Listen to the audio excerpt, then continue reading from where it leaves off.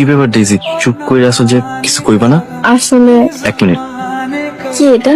সামান্য একটা উপহার। আমি কিন্তু আপনাকে না বলতে আসছি। সমস্যা নাই, তুমি দেখা করতে আইছো তাতে আমি খুশি হয়েছি।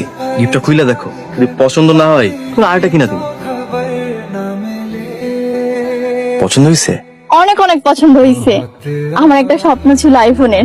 থ্যাঙ্কস হৃদয়। তারপর বলো, তোমার সাথে বিয়ে না হোক, বন্ধুত্ব তো হতে পারে নাকি?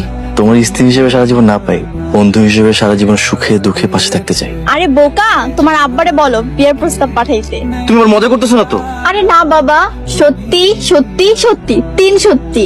আমার একটা শর্ত আছে। সব শর্ত মঞ্জুর। আরে বাবা, আগে তো শুনবা কি শর্ত। তোমার পাইতে সব শর্ত মানতে রাজি, তারপর চাইলে কও। বিয়ের পর মা আমাদের সাথে থাকবে, আমাদের পরিবারের সদস্য হয়ে। রাজি আছো তুমি? তোমার আমি এটাই করতে চাইছিলাম, আসলে আমার মা নাই তো। আসসালামু আলাইকুম। ওয়ালাইকুম আসসালাম। বসো মা।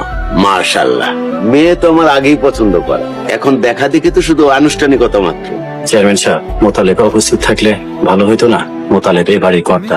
ইমাম সাহেব, বেয়াদবি নিয়েন না। মোতালেব এই বাড়ির কর্তা হইতে পারে, কিন্তু ডেইজির অভিভাবক কিন্তু আমি। ডেইজির বিয়ার সিদ্ধান্তে আর কারো দরকার নেই। জি জি, কিন্তু তারপরেও যার বাড়িতে কন্যা দেখতে আসছে সে নাই, বিষয়টা কেমন দেখায় না? ইমাম সাহেব, আপনি ভুলা যায়েন না, আমি শুধু এই গ্রামের না, সমস্ত ইউনিয়নের কর্তা।